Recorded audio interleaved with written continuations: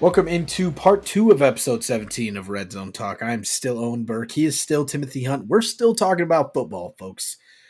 An electric episode one in the books. If you haven't listened to it, please go do. I think one of our more interesting trivia questions. It was a lot more loose, but I think it was a fun one. That's a good trivia question. We talked about a bunch of random stuff at the end. It was pretty fun. So go listen to that. But we've got some headlines. We got some bets. So we're going to dive into this thing. Yeah, let's talk about the Kadarius Toney ruining the greatest play of all time, potentially the refs. After kind of hearing all sides of the argument, I'm kind of curious, like what your take on it is. I, I think I do understand the frustration of Chiefs fans, right? Oh, Um, Somebody went back and pulled the film, and apparently Kadarius Toney lined up offsides like 5 times, and yeah. it didn't get called prior to that. So it's kind of wild that that was allowed to happen that many times, and then they waited till that play to call it. Yeah. Now, and this is again, I see both sides here because it was egregious, right? So as a fan at home, maybe you don't see that. You know what I mean? It's one of those ones that like if they didn't call it, you'd see it on Twitter afterwards, and Oh, people would yeah. be like, "Look Like we're how far seeing offsides." like the other five. I didn't see the other Yeah. five. Like no matter what, it's a lose-lose. But I don't think if you've called it all game, I don't know how fair it is to call it and wait. And I don't think we talk about it nearly as much if Travis Kelsey doesn't sling the rock to Tony like that. Yeah, if it's a 25-yard gain, he gets tackled there, no pitch back.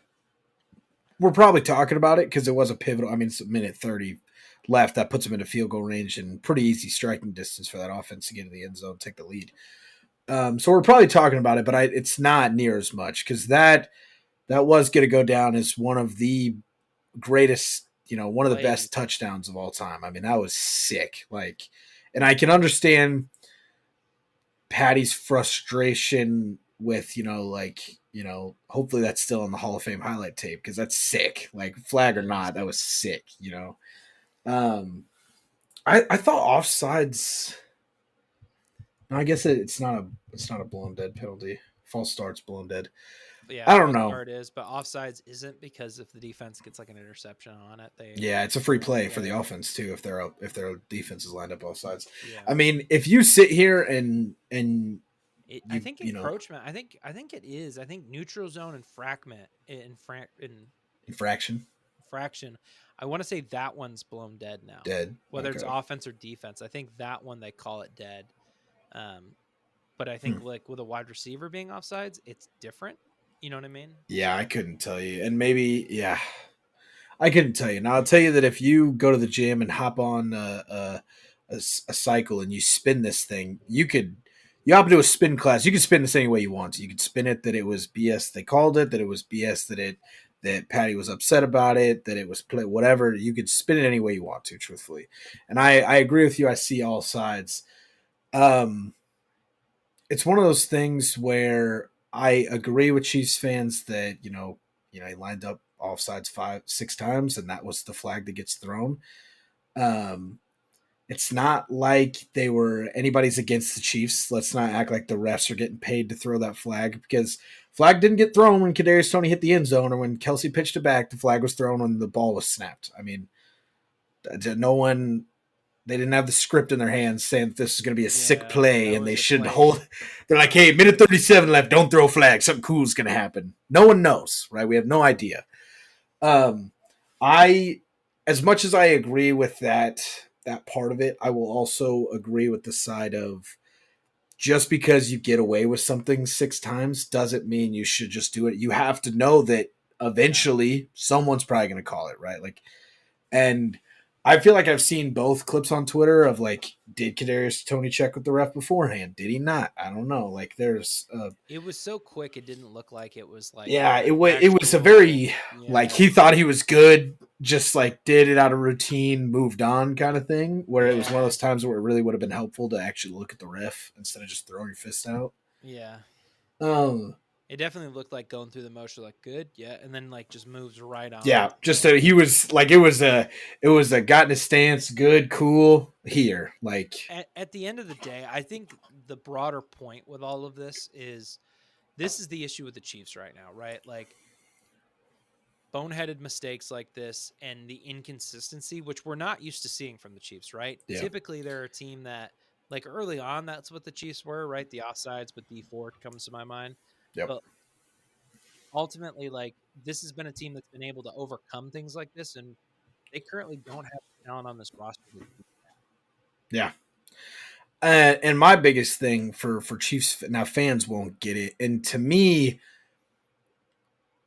Patrick Mahomes' outburst after the game was not a good look by any stretch. I don't think you can ever sit in front of an NFL podium and be like, "Well, they shouldn't have thrown the flag because it was a cool play." That's not how this works, right? I understand the frustration. Again, it was one of the coolest things I've ever seen on a football field, and they got wiped away. I understand the frustration there.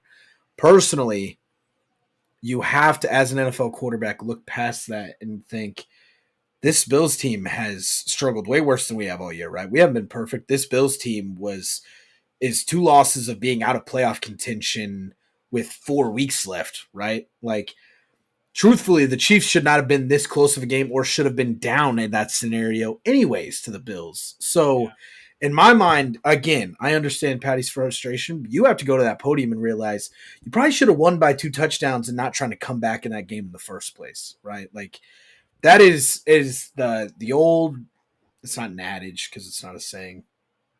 The famous no call with the Rams and the Saints will always come to my head anytime we talk about it because cool. They didn't throw the flag there. In the Chiefs' case, they did throw the flag there. Did you know that you punted the ball 6 times and you had 2 turnovers or whatever it was, right? You had 8 other chances at the end zone and you didn't get there, right? Well, so I and the Saints apologize. also got the ball first in overtime. Yeah, that's my favorite one because everyone loves it. And I'm like, hey, did you know that they won the coin toss and still didn't win? You know, like, so you can't hang your hat on that penalty call. I don't think you can hang your hat on this one again because you're looking at this before kickoff. Chiefs, Bills, in Arrowhead. You're like, this is going to be a damn good game. Probably game of the week. You look at the records, look at the year we've had. Wow, the Chiefs should win this one pretty well, right? It's not a walk-off game. Shouldn't be an easy victory, but the Bills have struggled. Take advantage of that, move on, get a win and move on, right? 2 minutes left. We're down 6. I'm wondering what the hell's going on, right? Like, we have obviously had a lot of miscues up till this point. We cannot be getting held to 13 points or 14 points, whatever it was, this late in the game against this team, right? I should look at myself as Patrick Mahomes and Travis Kelce and the offensive weapons we have, whether they're great, good, or not, and think, man, we're a lot better than 13 effing points. Was that how many they ended with? Was it 13, 16? I don't know what it was. Something like that. I feel like they were down 20 to 13 or something like that when that play happened, but I know it wasn't a great offensive game. I'm almost pulling it up here. Sorry. We're getting there. It was 20-17. Yeah. So Patrick Mahomes is a lot damn good better than 17 points. I can tell you that, right? I mean, this guy has cemented himself as king of the mountain and the best quarterback in our game, generally without question. Like, it does not get drawn into question a lot. You have to score more than 17 points. I mean, that's the bottom line of this scenario to me is be upset about the penalty, be upset about the offsides, be upset about the play getting erased, be upset about whatever. Score more than 17 points. I mean, like... Yeah, it's really what it comes down to is you got to score more points, right? Like, yeah. You can't expect, like, even with the year that they've had, I cannot walk into a game against Josh Allen and the Bills and be like, I'll give you 17 and expect my defense to cover me on that. That's not enough points to cover Josh Allen and the Bills. It's a reasonable expectation to be like, yeah, like, hey, we're only going to put up 17. It's like, yeah, we're probably not winning this one. Like, no, we're not. Not with a team with that much talent. So. Yeah, if you're like, give me 24, even then I'm like, we're going to get close, but we still might lose with 24, right? Maybe not Josh Allen and the Bills this year, but in general, and they're known to pop at times, you know? So it's one of those things where, again, we're going to sit here and we're going to look at that play and we're going to look at the 5 times it didn't get called. But the numbers that they are calling it are there. I do want to – it's not the refs picking on the Chiefs. That flag was thrown 3 times in the last 2 years. It's been thrown 11 times this year. It has obviously been some, maybe not a large, but some point of emphasis for the NFL to stop allowing it to happen. Did it happen at the worst possible time for Kansas City? Yeah, it did. And people are like, oh, it's usually a warning. That's one of the worst calls ever. Hey, and then they're like, well, they didn't call it this 5 times. I'm like, hey, did you ever think that maybe the first 5 times were the warnings and they just decided that, a minute and a half left in the game, 5 warnings. I think we could throw the flag now. Like, if that's the case, pretty sound logic in my opinion. And it kind of blows up the whole it's always been a warning thing. Because I always thought that was kind of garbage too. Like, there shouldn't be warnings. You're offsides. 5-yard penalty. Pretty clear cut and dry. What fucking warnings do we have in the NFL? I don't 2-minute warning. I don't have anything else. So yeah. All right. Let's jump into the next one here. I thought this report was interesting just because it's not typically something that you'd ever see come out of New England. Yeah. There's reports that they've both agreed to mutually part ways after the season. I don't know how much I buy this. I don't know. I don't either. Reasons. Why in the world would you ever have this conversation if you're not going to fire him right in that moment, right? Because if you're Belichick and you know, like, hey, I'm out no matter what, like, let's go ahead and win some games and ruin this draft pick. You know what I mean? And do all of that. So to me, I thought that was a little strange that there's already, because there was rumors like, oh, Belichick already has his next team picked out. Like that was a little crazy to me too. Like maybe there's been talks, right? Like, hey, like putting out feelers like, hey, if you let go of this guy, would you be interested in me? And, like I might get let go. Like, I wouldn't be surprised if there was feelers. I highly doubt that there's been a decision made on Belichick's future, right? And if there was going to be one, I would imagine they would include Belichick in it to some degree, right? Like, again, Robert Kraft might come with him some options and say, hey, listen, you're fired as GM, but we'll keep you as head coach. If you don't like that, you can move on. Like I'd be a little shocked if there wasn't some kind of options given to him. I doubt it's just, hey, we're moving on. You're going to be fired at the end of the season. I just don't see a report like that coming out. Even if that meeting happened and that's the case, this is New England. This is not Detroit. It's not Houston. It's not the Chargers. This is New effing England. And it's the thing that draws question marks for me is how much we've talked about it, truthfully. Like when we first had the first started talking about it, I'm like, wow, reports don't come out of New England often. I kind of take this with a grain of salt because of that, but also it makes it feel a little bit more real because it's one of the few things that has gotten out. This is our third, if not fourth time revisiting his status as a head coach next year for the Patriots or otherwise. It just doesn't happen. It doesn't come from New England, right? I'm sure someone's saying it. I'm sure there's some Patriots fan or something that's like, yeah, Bill's done after this year. It's not a reliable source. It's not coming from inside the building. It's not coming from the Kraft family. It just doesn't add up to me. It's not the Patriot way. Especially with how delicate this subject is with this level of a coach. You know what I mean? You're not talking about I mean, I hate to downplay anyone, but you're not talking about, a Ron Rivera or a Frank. Like, I mean, there's just even a John Harbaugh. Like, there's just no level to this, really. There never has been one. The only example I can think of is Jerry Jones buying the team and then immediately firing Jimmy Johnson. No, Jimmy Johnson.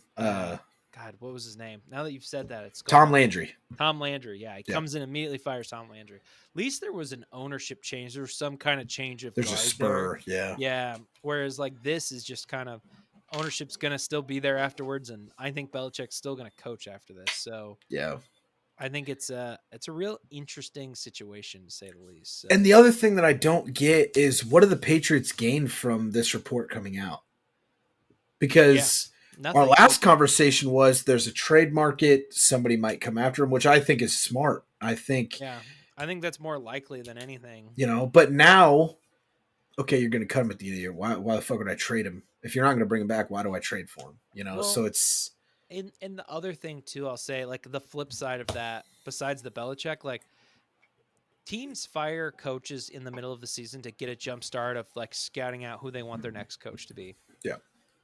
The Patriots are not bringing in somebody who has not been inside that building, in my opinion. You know what I mean? Like, I would be shocked. I'd be shocked if they went and got an Eric Bieniemy or a Ben Johnson or a Kellen Moore. Like, it's gonna be somebody more than likely who's been inside that building, if not currently in the building. If not currently in the building, right? Brian Flores. We've talked about these guys. Mike Brable, Gerard Mayo, who's in house, right? Like. all of these Matt guys are going to Patricia. be candidates. I'm sorry. Couldn't help myself. Where's Matt Patricia coaching? He's coaching. I don't even know where he's at. I want to say he's coaching. Here's your doomsday scenario, just for fun. Doomsday while you're looking this up. Who would you rather have next year? Only two options on the table. Or the team just disbands. You just don't have a team anymore. Those are Okay, your three options. he's in Philly this year. Oh, he's in Philly. Yeah, he's a senior defensive assistant for Philly. I love when teams just make up shit. They're like, senior defensive assistant. Like, Yeah. I don't know. Matt Patricia, Bill O'Brien disband the team. What's your options for next year? Those are your two head coach options, or you could just like, I don't even want to watch New England football anymore. Get rid of it.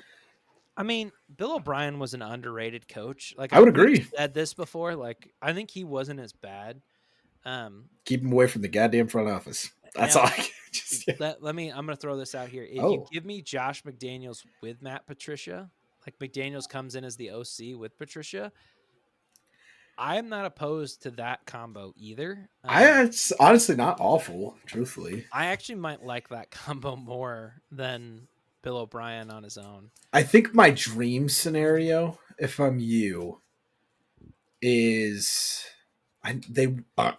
excuse me. I think it's going to be Mayo.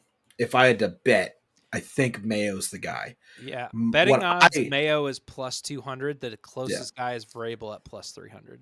My bet would be, well, not my bet is Mayo. My pick, who I would want, would be bring McDaniels back as my OC, make Brian Flores my head coach, call it a fucking day. Like I'd be fine with that. Like honestly, and I think Flores has proved it outside of New England as well, which not a lot of New England guys can do. Dude, we haven't seen a lot of New England guys step out and be successful. So if I can bring a guy in that knows the way that I want to play, that I want my team to play football, but also has had success otherwhere and maybe can like lighten this load and we can get some extra free agents and things, I'm all for that. And then of course, McDaniels is the perfect offensive coordinator candidate for any team. If I have an OC job available, I want Josh McDaniels. Firstly, he's a great OC. Secondly, no team is going to hire him as head coach again. I have no problems. Like, this is perfect. McDaniels might be going with Belichick, right? Like, I would like a lot of scenarios where McDaniels comes back. I genuinely would. I don't know if I like Bill O'Brien as our OC. Like, it's been disappointing this year, right? Like, yeah. McDaniels was able to take pretty much the same team that Bill O'Brien had and make something out of it, where Bill O'Brien, this offense has just looked horrendous. That's why I don't think ultimately it is Bill, just because how bad the offensive looked this year. Like if the offense looked good, the defense looked bad. Whole nother conversation. Yeah. But no, I don't hate any of the guys. I mean, really, like if you said perfect world, pick whoever you want, like you get pick of your choice. Like I'd take Vrabel. Like yeah, I would too. I'd scoop Vrabel right out of Tennessee, bring him over. And that sounds so hypocritical after last episode where I just sat and preached about offense. True. It's just such a building where there is very little offensive success outside of Josh McDaniels that it's hard to imagine them. There's no one to bring in, right? Like Kevin O'Connell, who wasn't even a coach with us, just played here. You know what I mean? Like, isn't an option. Like the only offensive guy, and this is going to sound wild, is Cliff Kingsbury.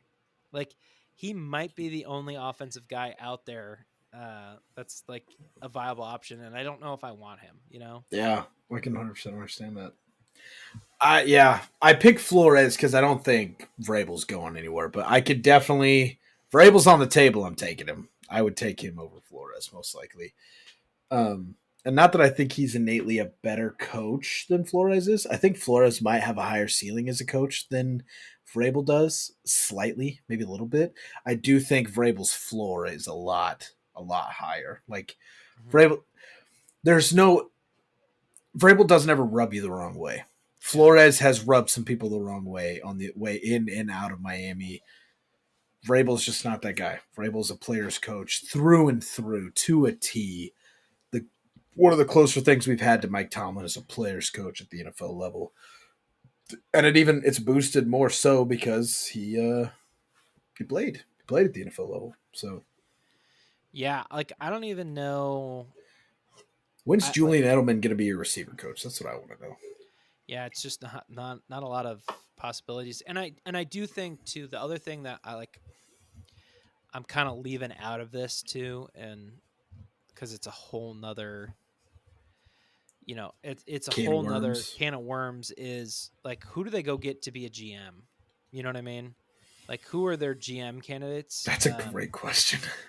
Me. Me and Because you, actually. yeah, right. Yeah, Um, we're starting Tyquan Thornton at receiver, 95 speed. Can't touch him. the only the only guy like I would have even come to my mind would have been Nick Casario, but Yep.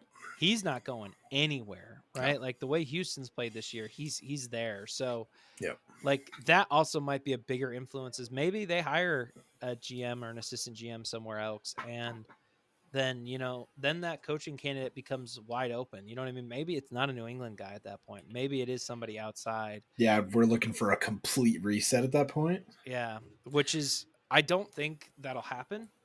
Just that's not the way the Kraft family operates, but Fair. it's an option. It's not It's crazy. it's easy to say that that's not the way they operate, but truthfully, I think this is their first chance to operate that way in 20 years. This is the craziest one that I think I've ever heard. But like, what would you think about Harbaugh coming into New England? Jim Harbaugh? Yeah, Ooh. you Cheating bring scandals? This all lines up there. I mean, fits the culture. Come if on it's in, the guy. culture, hey man, you like cheating? Come over here. That'd be really interesting, honestly. Like, You is there play even Harbaugh? Like, would Harbaugh even think of like?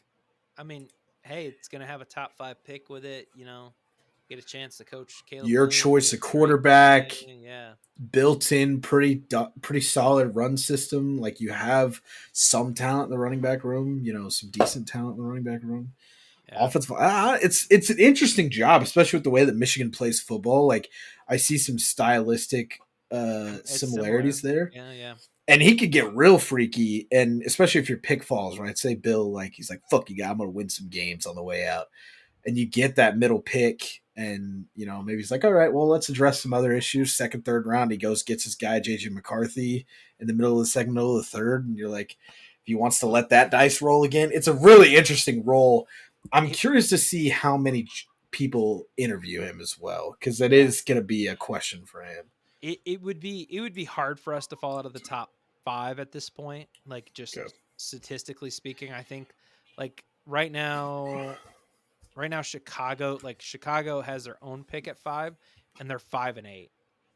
So Yeah, like, you know what I mean? Like New England's got to win out type of scenario to to fall out of that. drastically. Yeah, to get there, like we're 2 games behind outside the top 5. You know what I mean? Like Yeah. it would be really hard. It'd be hard to get there. Is what I'm This is trying an to say. exciting time for you. As much as you're 2-9 and want to die every time you watch a football team play, I think like it's just such uncharted waters for Pats fans too. You It is. haven't been It's here, and different. I mean, we had success with Cam Newton. We had success with Mac Jones's rookie year, and then even last year, it was not good, but it wasn't wasn't horrendous. terrible. Yeah, Yeah. You didn't sit there okay and to good. go, yeah, you weren't like, oh, we're like never gonna make the flat. Like this year, you're like, this team's bad. Like this is bad. This sucks. This is awful. Yeah, we're in trouble. Like this is Yeah. the first year you can kind of sit there and go, like, yeah, this is gonna be not good. Was was Bledsoe the last quarterback you guys took in the first round outside of Mac? Because I Uh, know Mac's the last. I I want to want say to it's say, Bledsoe. yeah, I want to Because say I that's mean, correct.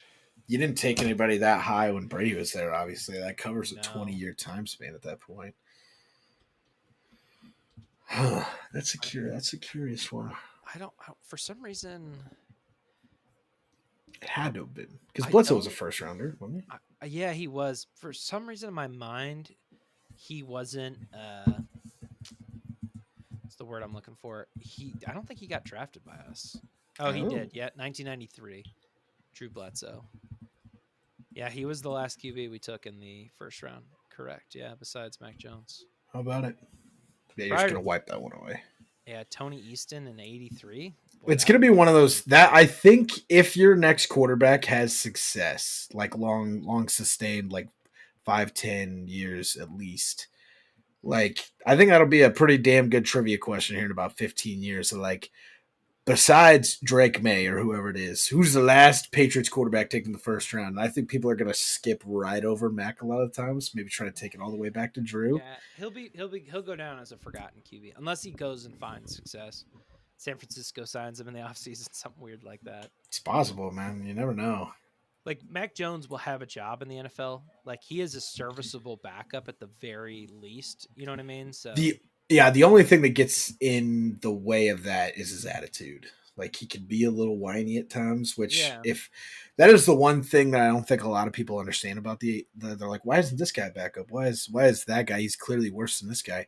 You have to be the most invisible person in the room as the backup quarterback. That's why Cam has never really held down a backup job a lot. That's why Colin Kaepernick couldn't find his way back up into a our backup longtime role. listeners will remember we talked about Colin Kaepernick way back when this kind of all started, and we were like, it's impossible to bring him in as a backup quarterback because of the attention he will demand.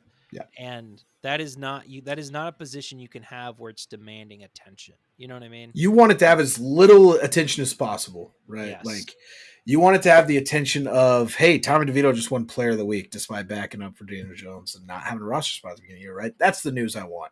I don't need like. Could you imagine if Colin Kaepernick backed them up this year, or like anywhere with a turbulent quarterback there'd be spot? chance for him. Like imagine if you were back if he was backing up in New England right now, right? Max struggles, Cap comes in, Bailey comes in, and even through all of that, 3 quarterback plays in 4 weeks, and they're like, "Hey, Cap, how do you feel about kneeling during the anthem?" And you're just like, "We're not even talking about football. Like, it's negative, positive, or whatnot. You don't want attention from your backup quarterback." Tebow, Johnny Manziel, like Robert Griffin III had such like a decline. Like he got away with it in Baltimore, right? Like there was never going to be, and also the fact that Lamar played out of his mind helped that situation. Yeah, and I think if you have the right personality about it, you can get away with it. And he was always just like, he's a prime example, right? Like a guy who won a Super Bowl, and you would think people would like want to call for him to be a starter. He backed up in New York, and there was very rarely people were like, never heard the Flacco chance outside of my household. Flacco in, yeah, exactly. Yeah. Like,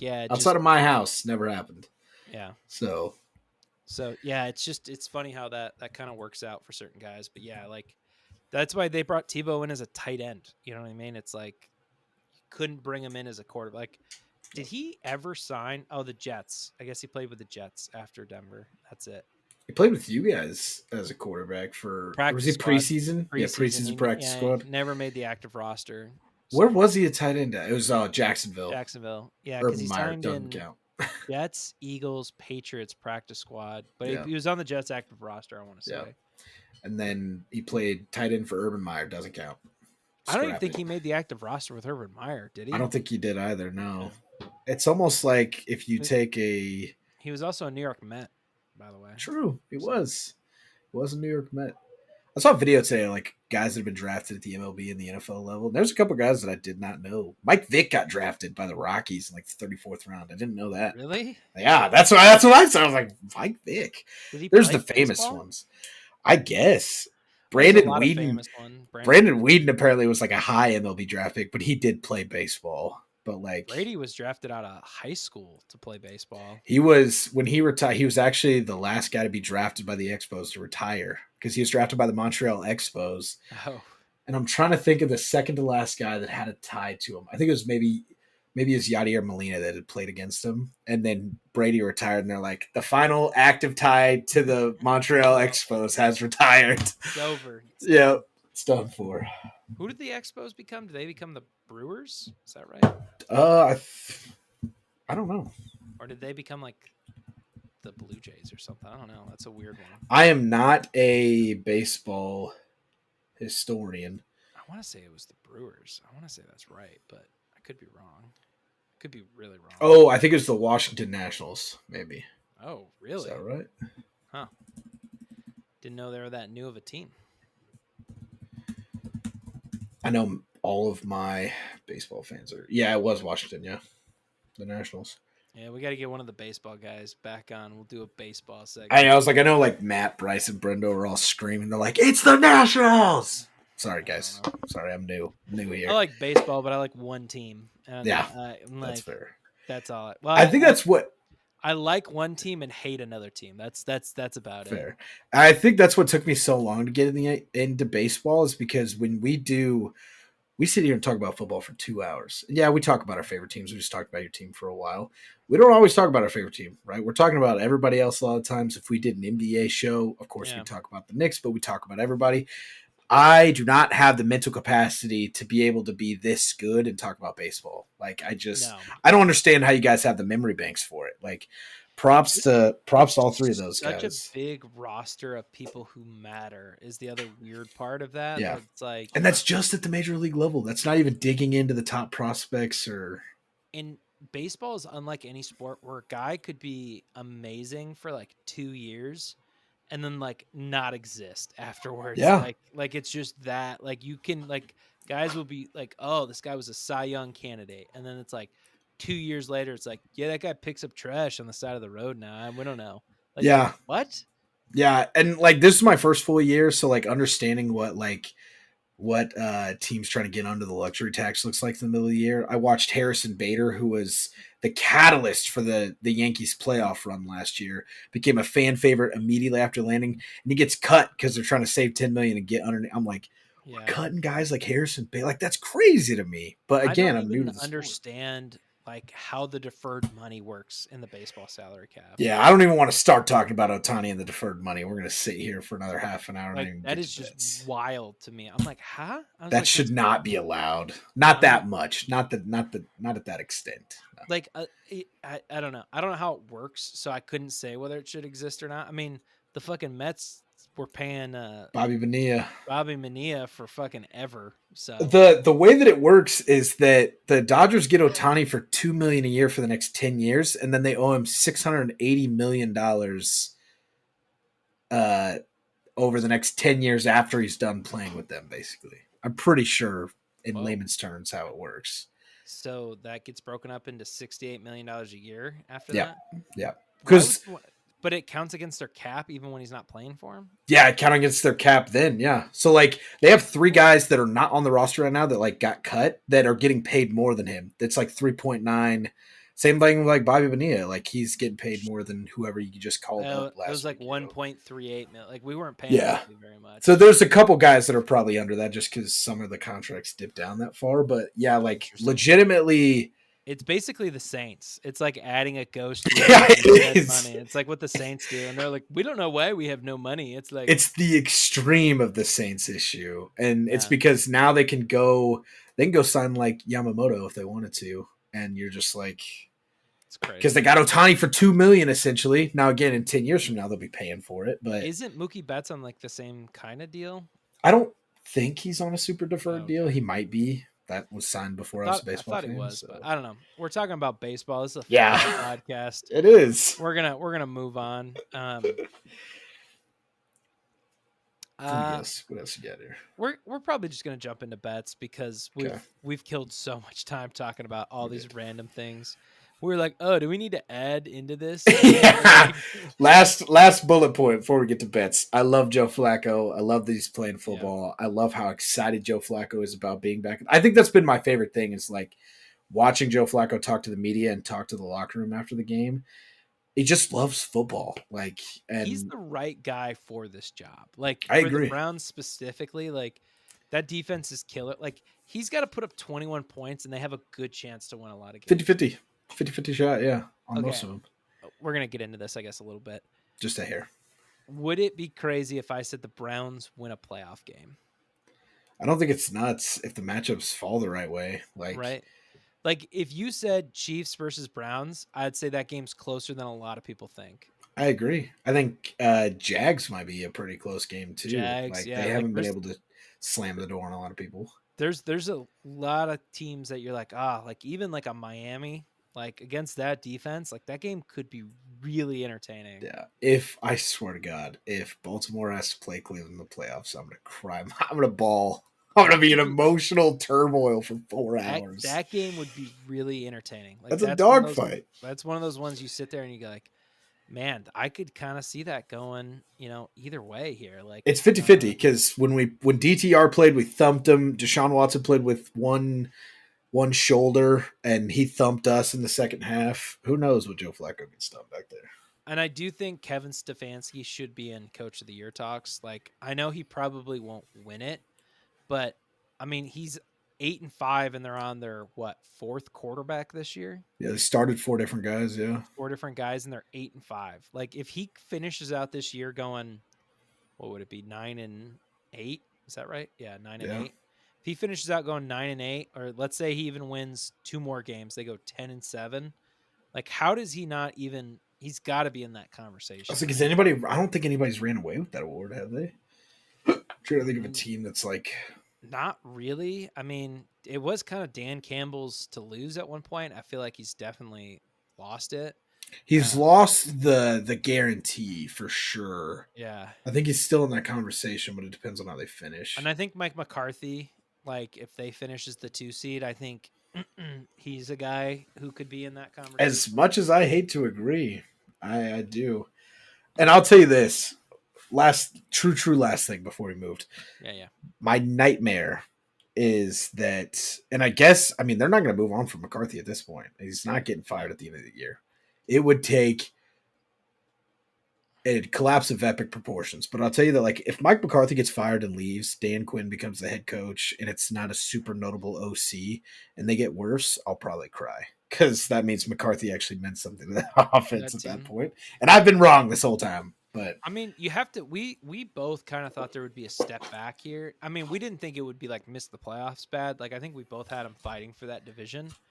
Um, but he's been impressive. Like they've there's just they I mean no doubt. I mean, they we sputtered early on a hair. Like through the first 5 weeks, I was like, it's kind of, but there is no question since yeah. in the last 7 weeks of football that he has been one of the best coaches in the NFL. That is what it Well, is. That's and the it's hard truth. to say that Dak is. It's Dak's MVP to lose at this point. Yeah, I Like agree. I don't know how you can view it any other way. Of like there's just nobody who's nobody's separated. And it's funny, we were talking about the Heisman in between shows here and saying it was like the weakest Heisman class ever. This might be the weakest MVP class ever. I would agree with you. I Like, think every conversation we've had up to this point, I was like, man, this is going to be a shitty MVP pick come the end yeah. of the year. Like, Yeah, it's just no good picks. Like I would have argued Jalen Hurts last year would have been a runaway candidate. Like oh, he I might think have you're. been if you took his season he had last year and put it into this because who won MVP last year? It was Was it Allen that won last why does year? that sound wrong? I don't think that's right. Was it? Was it Josh Allen? I'm looking it up. It was Patrick Mahomes in Patrick 2022. Mahomes. Okay. If you put Hurts's last year's season into this year, he's unanimous MVP. Yeah, I would agree. Like not even no one's voting him Not out. a competition, not a conversation. Yeah. Nothing. Like no one has ran away with this. Like And this has Tyreek's been probably out of it now. I think because he's yeah. probably going to miss a game. I don't think he hits 2,000 at this point. Even if he doesn't miss a game, he's going to be so limited. He's got to average so strongly. Like it's going to be really tough for him to come To out get and win there. it. Yeah, Yeah, it's gonna be tough. and he was the only one who could even push for it. Really, I think no, it's not he who won't win it because it's not how it's decided. But like, I think if he's out for a week and maybe limited or out again for another week, and this offense really sputters, it bolsters his case, in my opinion. Like, hmm shows you just how important he truthfully is to that offense, and I think it also backtrack proves how important he was in Kansas City as well. yeah, Like, but yeah. that's that. All right, we're gonna jump into our bets of the week here. If you or a concerned other, a concerned other, a loved other, I don't know what I'm saying right now. Contact the Problem Gambling Helpline at 800-522-4700. Professionals are available 24 hours a day to take your call. Help is available at no cost to the problem gambler or their concerned others. There we go. I don't know why I mixed up the first line. There it Last line, is. I've read that thing I don't know how many times now. I Probably like mean, 50. yeah, 50 to 100 at this point. Yeah, Yeah, like 100%. so many times. And sometimes you goof. Sometimes you got to have a little gag in there. Yeah. Um, boy, rough week for you and I last week, Yeah. especially with me titling the episode after you chasing 9-0, 12-0. What I are was we chasing thinking? 12-0. I was Chasing 9-0. 12-0. Little bit of a rough week. I went 1-2. I had Bills plus 1.5 versus the Chiefs. Nailed that one. Luckily nailed that one more than anything, actually. Yeah, true. But Thank you, I, Kadarius Toney. yeah, thank you, Kadarius Toney, on that one. But I thought the Bill, it was competitive, right? It was kind of what I predicted in that Chippy aspect. I knew it was chippy. going to be close. Texans minus 3.5 versus the Jets. Didn't realize Zach Wilson was going to have a comeback game of his life, and CJ Yeah. Stroud was going to get hurt. Yep. Falcons minus 2.5 versus Bucks. Okay, now I've said this before. I'm done. I'm over them. It's over. It's over. Desmond Ritter has the game of his life. Drake London looks like the wide receiver we've all wanted him to be, and they lose. And they lose on a Baker Mayfield game-winning drive, and it's like the most Baker Mayfield play It is. ever. It is. There's no other way to describe what happened on Sunday than that. I'm over this team. I've given up. They're not making the playoffs. I'm not betting on them anymore. It's over. I'm done with Did them. you update the records too here? No, I can't remember. Correct. I did. Okay. Yeah. Okay, cool.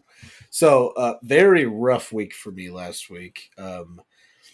Again, and I don't know if it was a little bit of the announcer jinx, but of course I had like 2 or 3 people at work too that like I'd never really talked about the show, never listened to it really. They're like, "Oh, so you're like going for 12-0 on your bets this week," and I was like, "Oh my god, you guys are looking at my Snapchat story. Props to you." Disappointed everybody. I do apologize. I also went 1-2. Philly plus 3.5 versus Dallas. Holy yikes! I can understand.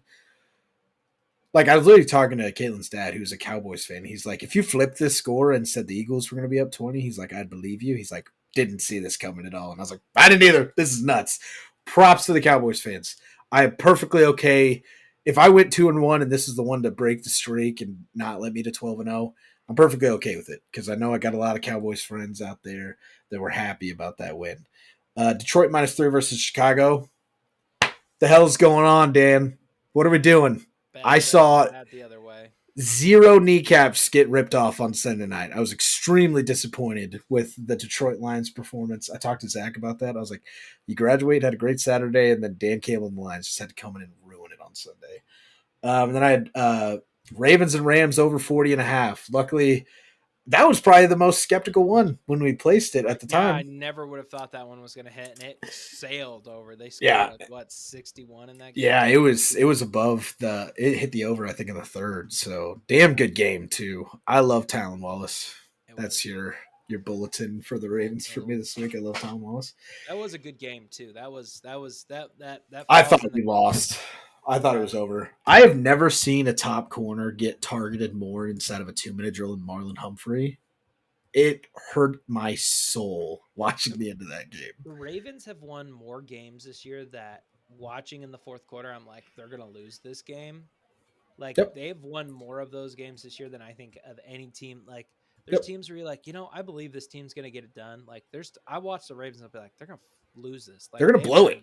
Yeah. They're going to blow it. They've done nothing to make me think. And then, like, they somehow win by 1. And I'm like, what the heck? And what's absolutely hilarious, the most ironic thing ever, you look at all 3 of the losses, before, during, and right up to the end, you're like, yeah, Baltimore's got it. This is handled. They're good. Yeah, lose. They lose. All 3 times. Shoot me. Like every Baltimore game's gonna be close, like whether it should be or not. It's just that's what I'm convinced this team is. Yeah, I used to say that about us in the AFC North and the AFC North in general. It is just us in general. Like we can't really put a lot of teams away. But that moves the overall records. Tim to 19-23. I to 24-11-1. Yeah. Still red hot. Hoping to get back on the right track this week. First pick. Dallas. Yeah, what do you got? I was going to jump you. I was. Okay. I was excited. I'm sorry. Back to back on you there. Yeah. I've got Browns minus 3 versus the Bears. We talked about how elite Joe Flacco is. Cleveland at home with that defense is just going to do bad things to Justin Fields. I just don't like that matchup. So I definitely like the Browns minus 3 here. Texans plus 2.5 versus the Titans. It's a little bit of a weird line. CJ Stroud may or may not play. I'm just looking at it from this aspect of like Davis Mills versus Will Levis is kind of the same to me. And I like Houston's defense a little bit better. So I'm kind of banking on the QBs being the same. I also expect Davis Mills to play better than he played last week. I'm hoping a whole week of him playing with the ones will get him a little bit better prepared because Davis Mills is not a bad He was quarterback. pretty So solid in the 1 year yeah. that he had. Yeah, pretty solid. So I kind of like this one just because of Davis Mills. It's making me a Davis Mills believer with that line Yeah, I there. would tell you if you can let this line say Stroud's out and the line stretches to 5.5, take it. Like Yeah. I do think it'll be a close game, truthfully. Yeah. Yeah. And I was like, yeah, if it gets to 3.5, something like that, I really, really think it's a hammer.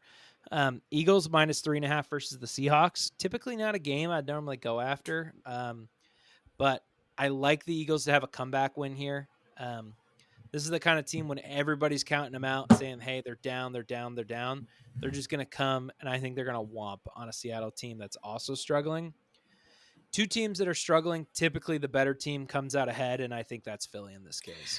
Yeah, and I think that you have a chance. Remember, Seattle had a dogfight with Dallas on Thursday Night Football 2 weeks Yeah. ago. Dogfight to the end. Put up 35 on the Dallas defense. Crazy numbers. I think, honestly, you may see a similar case here, but at the end of the day, I think you're right. Two struggling teams, shootout, defensive war, whatever it is, I'd take the Eagles in that one pretty safely. My first pick, Dallas plus 1.5 versus Buffalo.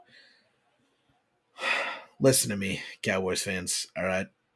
I think it's one of the first times I'm betting on them this year, if ever. And I remember last year vividly, there's always this point of the year. And I mean, I really haven't seen a lot of national people talk about it, but the Cowboys' cycle of pain always goes like, "We and boys, this is our year. Pretty good first 5, 6, 7, 8 weeks. It's gotten longer and longer as we've gone on because people are like, I'm not falling for it. I'm not doing this again. Last year, we got all the way out to like 8, 9 weeks, and we're like, they won a. I remember they won a game, big game in week 8 or 9. And we're like, all right, this is it. I was like, I think they finally figured it out, and then they put up a terrible game in week 10. I swear to God, if they lay a stinker against Buffalo and I picked them, I'm going to lose it. I don't know how they're underdogs. I understand it's in Buffalo, and that's the swing there. A 3-point for home field advantage. I don't care. Dallas is better than this Buffalo team is. I don't know if it's an overreaction. It's not like Buffalo won in any type of convincing fashion. I don't know why this line's this close. Home field advantage should not be that much of a swing, in my opinion, for that game. Give me Dallas plus 1.5. I know you said you were done, but somebody's got to keep this show rolling with the Atlanta Falcons. -3 versus the Carolina Panthers. Pure bank on the Panthers just sucking. It's truthfully what it is. Like, it's not a crazy line. If this is anything more, if I can get this at 2.5, yes, please. I'll take it Yeah. every day of the week. 3, little bit. I'd like to have the hook, but I almost took it. I was so tempted, but I'm like, man, I can't win on the Falcons ever. I was like, with your history, I think you're like 1-9 picking with them at this Yeah, point. it's so terrible. But I'll cover it for you. And if I hit, I'm gonna cry laughing, truthfully. It's gonna be too funny if you get it right. It is. And for pick 3, I'm going to break the golden rule here, folks. I'm going to bet on my own team. Last week I bet on the over, which is not really betting on your team. This week I'm doing it. Baltimore -3.5 versus Jacksonville. Baltimore is rolling. I know it was not a great convincing win against the 6-6 Rams team, but that was a dynamic offense. I think it was a nice stress test for our defense. We shouldn't have looked that iffy coming off of a bye. But Jacksonville's a little banged up. Trevor Lawrence is playing a little hurt. May not be at 100%. My main thought is like if he goes out not 100% and we rough him up a bit in the first and he's out the rest of the game, should be a pretty easy cover. If not, this Ravens team knows how difficult this schedule gets. They have Jacksonville, San Francisco, and Miami are the next 3 games. Damn. It is not pretty. All right. And not to take anything away from Jacksonville, they are not on the caliber of the 2 teams that they play after them, albeit on Christmas Day and New Year's Eve for those San Francisco and Miami matchups back-to-back weeks. It's a tough end. And then they play Pittsburgh week 18. It's not a good look for Baltimore down the stretch. They know that every win matters more than anything when they're trying to seal this division. This Jacksonville game is a huge one. and I wouldn't say it's must win, but I think a lot of the guys in that Baltimore locker room are going to look at it that way, considering what's staring down the barrel in the next 2 weeks. So give me Baltimore minus 3.5. If you can get it at 2.5, obviously, cover yourself on that field goal. Make yourself feel a little bit better about it. But I don't anticipate the line moving that way. If anything, I think it kind of depends on where Trevor Lawrence's injury lands. Depending on his status, the line will move with. But yeah, that's it. That's what I got. I'm betting on my own team this week, so we'll see. Well, if you've made it this far in episode 2, we greatly appreciate you. If you've listened to us for 100 minutes now, 2 50-minute episodes, we greatly appreciate you. Make sure you follow us on all of our social media to keep up with what's going on with the page. Yeah. And I'll let you kind of Yeah. send us out. Double extra thank you to anyone who actually didn't turn the episode off when we started talking about baseball for 4 minutes randomly for some reason. Couldn't tell you what that was about, but we appreciate you guys hanging out. So that's going to do it for episode 17. We'll see you guys next week for 18. Until then, stay safe, stay healthy, and we will see you then.